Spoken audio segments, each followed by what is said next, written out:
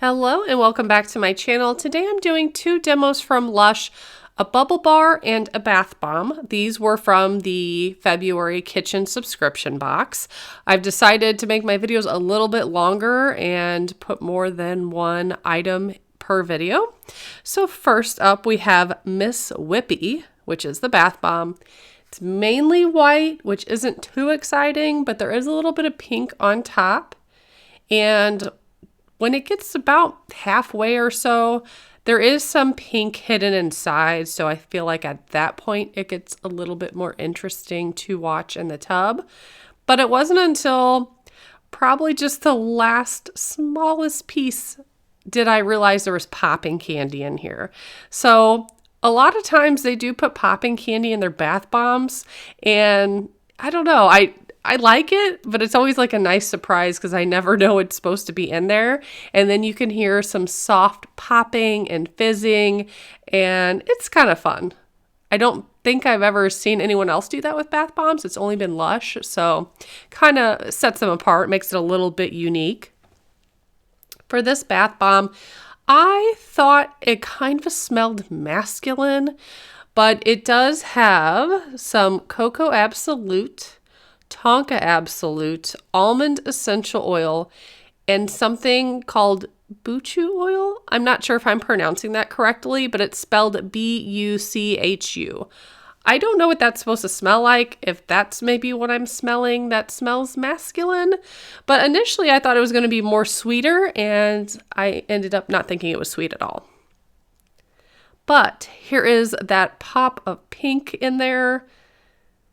It was kind of making a snake-like design in the water. Pretty cool. It did last very long for being what I would consider a smaller bath bomb. I do like picking them up and letting the color foam out of it. It's very hard to not play with the bath bombs when they're in the tub, in my opinion. And I think at this point, I still hadn't heard the popping candy quite yet. It did take a little bit longer before I was able to hear that. And I'm pretty behind in posting this, so I've already unboxed the March kitchen subscription, and I'm almost done filming those products, so I will have the demos up pretty soon for those. And I believe it might have been at this point where I could start to hear faint popping. And when the bath bomb had fully dissolved, it was a light pink color in the water. Next up, we have a bubble bar called It's a Date, and there is literally a date in the middle of it. I thought that was kind of funny, but also I don't know what purpose that serves, if it does serve a purpose. But you can pick it right off the top if you don't want that floating in your water. I ran mine under the water for a little bit to kind of soften it up, and then I did remove the date. And honestly, I just flung it in the tub. Figured I'd let it steep in there. What's it gonna do?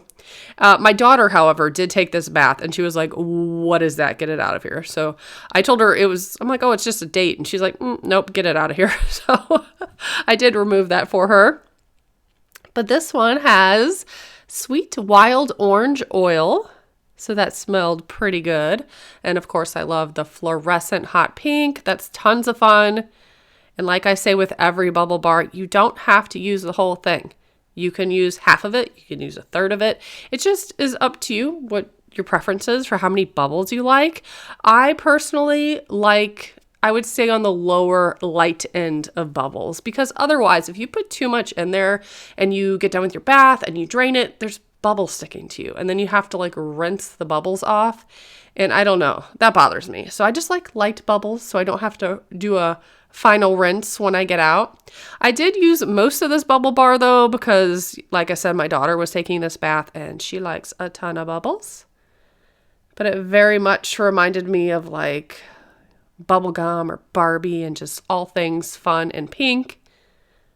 And there are several ways to use a bubble bar.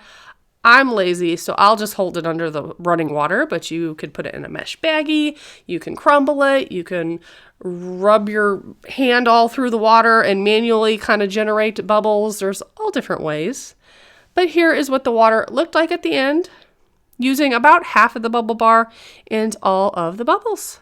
If you guys would like to see more demos from Lush or for me to unbox the kitchen subscription, make sure to subscribe and stay tuned. And as always, thank you so much for watching. Bye, guys.